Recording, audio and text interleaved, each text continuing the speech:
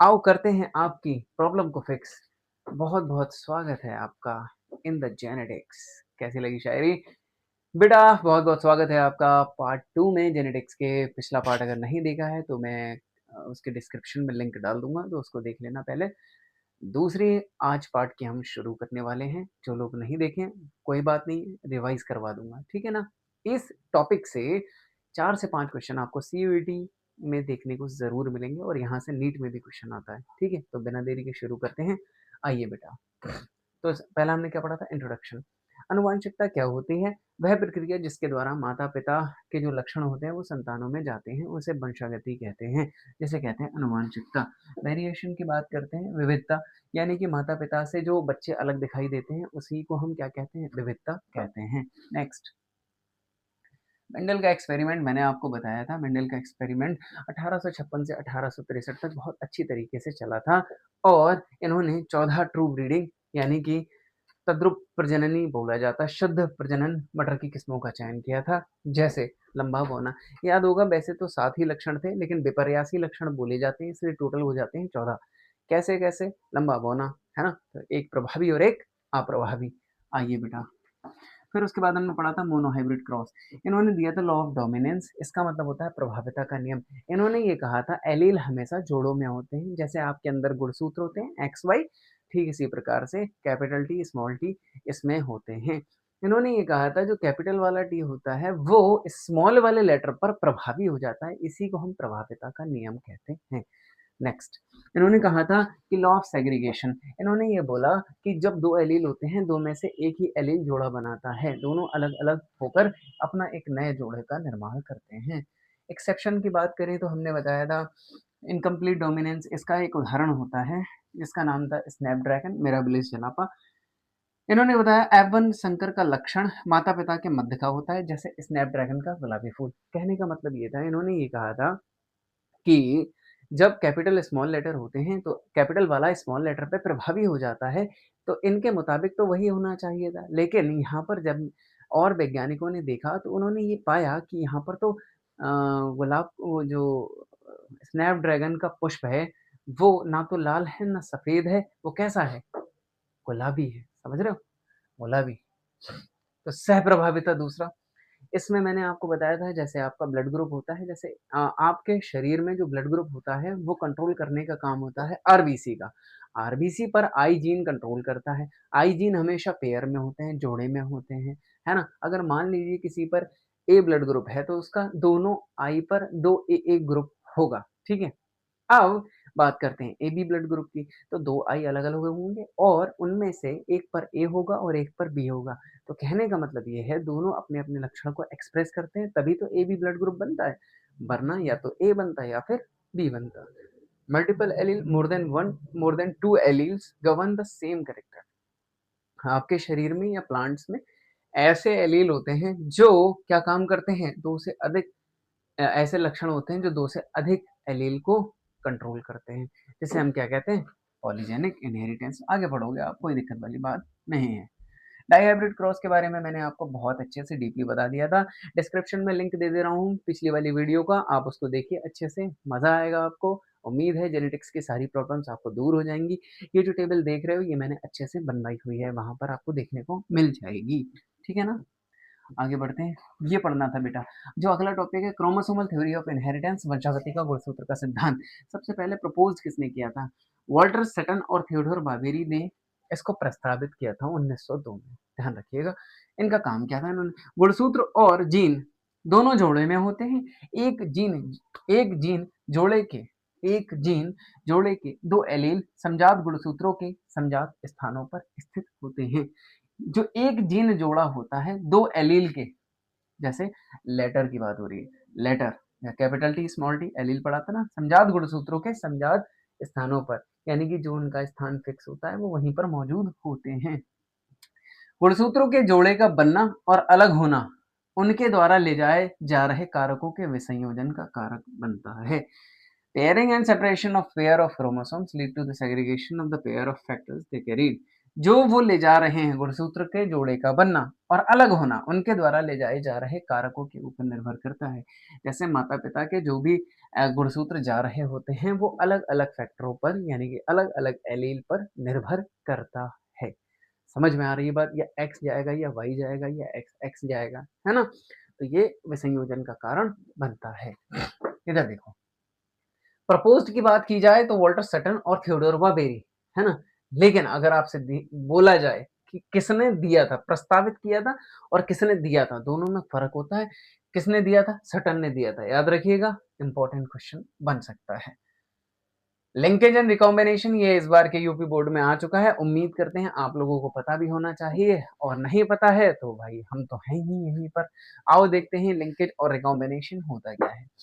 TH Morgan की खोज, ये तो बाद में पढ़ेंगे हम, फिलहाल तो चलो पढ़ ही लेते हैं फिलहाल। Morgan work with fruit flies, Drosophila melanogaster. जो फ्रूट फ्लाई आप देखते हो, फल मक्खी, उसका भी एक नाम होता है Drosophila melanogaster. He observe that physical association of gene on a chromosome is called linkage. Morgan ने फल मक्खियों पर काम किया। गुणसूत्र पर जीनों के भौतिक जुड़ाव को संलग्नता कहते हैं। गुणसूत्र पर जीन के भौतिक जुड़ाव को, मतलब फिजिकली जो अटैच होते हैं जीन, उनको हम कहते हैं संलग्नता। ठीक है। पुनर्योजन का अर्थ क्या है? गैर पैतृक जीन संयोजनों का निर्माण। Recombination is the generation of non parental gene combination. कहने का मतलब यह है, जैसे अब मान लीजिए, जैसे एक माता पिता हैं, उनके दो बच्चे होते हैं, दो बच्चे, एक बच्चा तो देखो उन्हीं की तरह लगता है, तो यानी कि लिंकेज। एक बच्चा जो है वो थोड़ा सा अलग दिखता है ना, यानी कि उनके तरह कैरेक्टर्स भी नहीं रखता और थोड़ा सा अलग दिखाई देता है। तो कहने का मतलब ये है, उसको हम बोलते हैं रिकॉम्बिनेशन, थोड़ा सा अलग होना, उसको कहते हैं रिकॉम्बिनेशन। ठीक है ना बेटा? अच्छा, फल मक्खी के बारे में सर थोड़ी और डिटेल बताओ। बेटा बताएंगे क्यों नहीं, आप हमसे पूछो और हम आपको ना बताएं तो ये तो बेटा हमारी गलत बात हो जाती है। यानी कि बोले तो फल मक्खी, देखो सबसे पहले तो इसे फल मक्खी कहते हैं। अब ये तो जाहिर सी बात है, इसका नाम आपको पता लग गया, फ्रूट फ्लाई, है ना बेटा? फिर उसके बाद क्या बात करेंगे हम, इसका नाम, इसका नाम होता है साइंटिफिक नेम ड्रोसोफिला मेलानोगास्टर। देख रहा हूँ भाई, ऐसा लग रहा है कोई अभिनेत्री का नाम है हॉलीवुड की, है ना बेटा? ड्रोसोफिला मेलानोगास्टर इसका नाम होता है, और साथ ही साथ इसका जो जीवन काल होता है, कभी कभी पूछ लिया जाता है इसका जीवन काल कितना होता है। इसका जीवन काल होता है 2 सप्ताह, 2 सप्ताह का इसका जीवन काल होता है। और इसका फायदा क्या होता है? ये कम समय में अधिक से अधिक बच्चे पैदा करती है, अधिक संतानों की उत्पत्ति करती है, अधिक संतानों की उत्पत्ति करती है, संतानों की अधिक संतानों की उत्पत्ति, है ना? और दूसरी बात एक और सुनो जो इंपॉर्टेंट है, पूरे दुनिया में केवल और केवल एक यही स्पेशल है, एक यही स्पेशल है जिसके पास हमारी तरह गुणसूत्र पाए जाते हैं। इसके पास एक्स एक्स और एक्स वाई पाए जाते हैं। कोई दिक्कत या कोई परेशानी वाली बात तो नहीं है ना, है ना? मैंने आपको बता दिया ना, कोई दिक्कत वाली बात नहीं होनी चाहिए। देखो यार, तुम ही तो लोग हो जो हमारी बातों को समझते हो, क्यों, है ना बेटा? आओ, पॉलीजेनिक इनहेरिटेंस एंड प्लियोट्रॉपी, बहुजीनी वंशागति और प्लियोट्रॉपी। सबसे ज्यादा, अच्छा प्लियोट्रॉपी लिखा हुआ है, आप सोच रहे हो हिंदी में लिखा हो, इसको कहते हैं बहुप्रभाविता, है ना? तो डरने की या टेंशन लेने वाली कोई बात नहीं है, बस चीजों को ऑब्जर्व करो, नई नई चीजों को, है ना? इधर देखो, बहुजीनी वंशागति क्या होती है? देखो सबसे पहली बात तो इसमें यह है कि जेनिक लिखा हुआ है, इसका मतलब साफ है। बहुजीनी इसका मतलब यह है एक से अधिक जीन इसमें कंट्रीब्यूशन अपना दे रहे होंगे।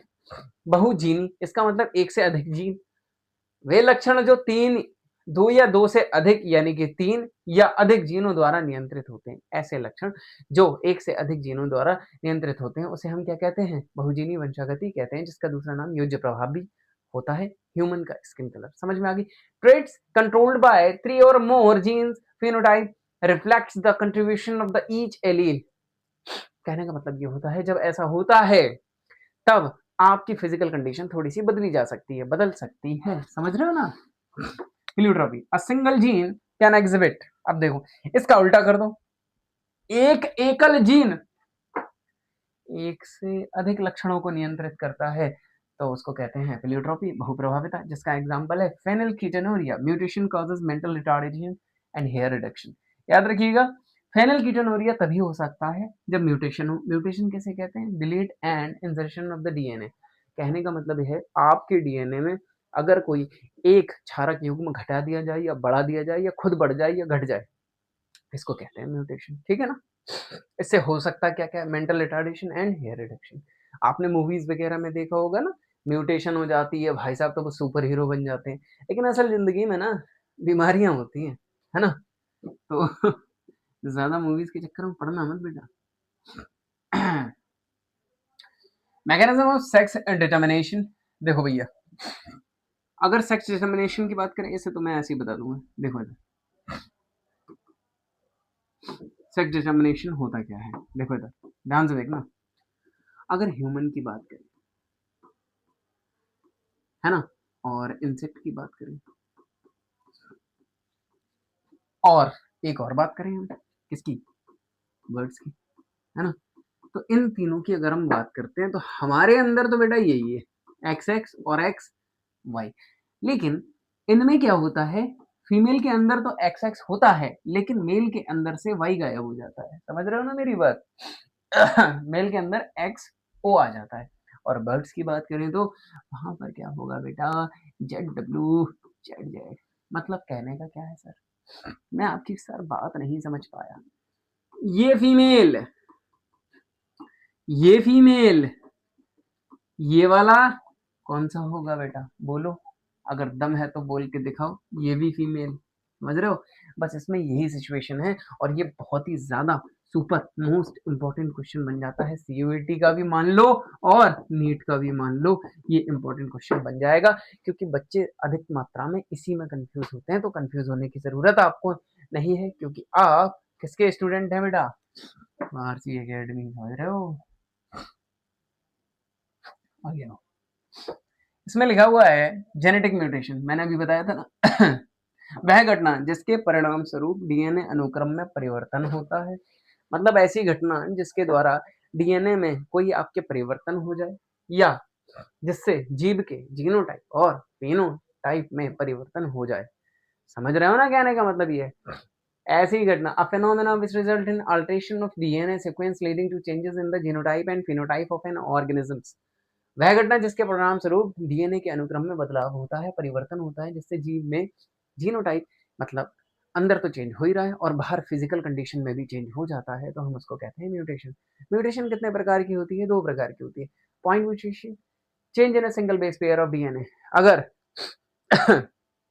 किसी में केवल एक क्षारक युग्म का जोड़ा, जैसे एडेनिन थाइमिन होता है ना, अगर एक क्षारक युग्म का जोड़ा बदल जाए, यहाँ पर जैसा कि मैंने लिखा रखा है, केवल क्योंकि एडेनिन थाइमिन जुड़ते हैं ना आपस में, तो अगर ये जोड़ा टूट जाए या अलग हो जाए तो इसको कहते हैं पॉइंट म्यूटेशन, जिसका नाम होता है सिकल सेल एनीमिया।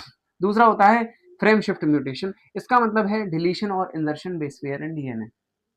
यानी कि इधर देखो, ध्यान से देखना, इन दोनों में यही फर्क है। यहाँ चेंज बोला गया है, यहाँ पर बोला गया है हटा दिया जाए या बढ़ा दिया जाए डीएनए में, तो उसको कहते हैं फ्रेम शिफ्ट म्यूटेशन। एग्जांपल क्या दिया हुआ है इसका? नहीं दिया बेटा, तो पढ़ने की जरूरत नहीं है। इधर देखो, मेंडेलियन डिसऑर्डर की अगर हम बात करते हैं, कितने होते हैं? हीमोफीलिया और सिकल सेल एनीमिया, और एक होगी कलर ब्लाइंडनेस। तो बेटा इसके बारे में पढ़ो कि ये है क्या। ये पहली बात तो ये सेक्स लिंक्ड रिसेसिव डिजीज है। कहने का मतलब ये है ये मोस्टली मेल में होती है जबकि फीमेल में नहीं होती हीमोफीलिया। देख लो बेटा, a simple cut result in non stop bleeding due to defective blood clotting protein. Genetic disease होती है ना, जेनेटिक डिसीज होती है और ये ज्यादातर मेल्स में देखी जाती है। फीमेल में इसका कोई भी दुष्प्रभाव नहीं होता है। मेल में अगर किसी के यहाँ पर कट लग जाता है तब हम ऐसा बोल सकते हैं कि उसका खून रुकता ही नहीं है, और जब रुकेगा नहीं तो फिर कहानी खत्म हो सकती है। और दूसरी बात बता दूं, ये सबसे पहले देखा गया था रानी विक्टोरिया की वंशावली में, ये रोग देखा गया था, जिसके कारण इसको हम रॉयल डिजीज में काउंट करते हैं। समझ में आ गई बात? कोई दिक्कत वाली बात नहीं है, एक एक पॉइंट बताऊंगा बेटा। इधर देख लाला, सिकल सेल एनीमिया क्या होती है? ऑटोसोमल रिसेसिव डिजीज होती है। ये ऑटोसोमल याद रखिएगा, वो सेक्स लिंक्ड थी, ये ऑटोसोमल है। Substitution of glutamic acid by valine, मतलब ये है कि वो जेनेटिक डिसऑर्डर जो होते हैं वो सेक्स लिंक्ड वाले होते हैं, जो ऑटोसोमल होती हैं। हालांकि ये होती जन्मजात है, लेकिन इससे सेक्स लिंक का कोई भी नाता नहीं होता है। Substitution of glutamic acid by valine, RBC become sickle under low oxygen tension. अभी बताता हूँ बेटा ये है क्या। तेरी बातों में खो ही गया हूँ, क्यों बेटा, है ना, हो गया हूँ कुछ इस तरह। ये आपकी आरबीसी है, ठीक है। आरसीबी फैंस असेंबल है। आरबीसी आरसीबी है ना, थोड़ा लगता है। इसमें क्या होता है, जब ग्लूटामिक एसिड की जगह पर वेलिन आ जाता है, याद रखो बस, ग्लूटामिक की जगह वेलिन। स्टेटमेंट ये हो सकता है वेलिन की जगह ग्लूटामिक एसिड, तो ध्यान रखना इन चीजों का, ठीक है। तो आरबीसी का शेप तो बेटा ऐसा होता है आकार, है ना। अब इस अगर ये आकार बदल जाए, कहने का मतलब ये होता है इसमें से जब ऐसा होता है तो ऑक्सीजन निकल जाती है, और जब ऑक्सीजन निकल जाएगी तो क्या होगा बेटा, जब ऑक्सीजन निकल जाएगी तो इसका आकार कैसा हो जाएगा, हसीए आकार का, हसिया, हसिया आकार। तो जब ये हसिया आकार हो जाएगा तो फिर प्रॉब्लम होगी नहीं होगी, है ना। आओ देखते हैं प्रॉब्लम। यार एक तो ये मेरी बात नहीं मानता, जैसे आप नहीं मानते हो वैसे ये नहीं मानता, है ना। तो ये है, समझ में आ गई होगी बात। हंसी सेब का हो जाता है इस वजह से, सिकल सेल एनीमिया। अच्छा, कलर ब्लाइंडनेस में क्या होता है, कलर ब्लाइंडनेस में ऐसा होता है, रेड और ग्रीन और येलो कलर में बंदा कलर पहचान नहीं पाता है कि तीनों जब एक साथ आते हैं कलर, तो वो कंफ्यूज हो जाता है। रेलवे ट्रैक के ड्राइवर को, रेलवे ट्रैक या ट्रेन के ट्रैक के ड्राइवर को, जिसको कलर ब्लाइंडनेस होती है, उसको हम ड्राइवर चूज नहीं कर सकते, उसे हम फिजिकल एबिलिटी में फेल कर देते हैं। क्यों? क्योंकि जैसे ही तीनों लाइट कभी कभी ऐसा होता है जलती हैं, तो वो बंदा कंफ्यूज हो जाता है कि करना क्या, उसको एक अलग ही कलर दिखाई देता है। और ज्यादातर ये मेल में पाया जाता है, सोच रहे हो ना बेटा, समझ रहे हो अपने बारे में। हालांकि ये जेनेटिक डिसऑर्डर्स होते हैं, बहुत कम लोगों में देखने को मिलते हैं हालांकि। तो फिलहाल आप भी चेक कर लेना, क्या आपको तो नहीं है कलर ब्लाइंडनेस, है ना। चेक करना तो बनता है, माइंड में डाउट नहीं रहना चाहिए। क्रोमोसोमल डिसऑर्डर्स, भैया आओ इसको देखते हैं। क्रोमोसोमल डिसऑर्डर की अगर मैं बात करूं तो इसमें तीन दे रखे हैं, डाउन सिंड्रोम, क्लाइनफेल्टर और टर्नर सिंड्रोम। डाउन सिंड्रोम में क्या होगा, 45 प्लस एक्स वाई गुणसूत्र 21वीं त्रिसूत्रता के कारण, ये क्वेश्चन ऐसे पूछा जाता है, ये बहुत बढ़िया है। 21वीं त्रिसूत्रता के कारण, या फिर 21वीं जोड़ी के गुणसूत्र में एक आधी सूत्रता के कारण को कौन सा रोग होता है, डाउन सिंड्रोम होता है। कैसे, इसमें सर लक्षण क्या क्या, ब्रॉड पाम, हथेली चौड़ी होती है, पार्शियली ओपन माउथ रहता है, मुंह खुला रहता है, जीभ बाहर की तरफ होती है, आंखें ऊपर की तरफ होती है, और मंदबुद्धि का शिकार होते हैं। तो वो अभी मूवी आई थी ना आमिर खान की, कौन सी आई है, तारे जमीन पर, हाँ वो एक बार देखो, तो वो इसी पर बेस है, आपको बेहतर समझ में आएगा।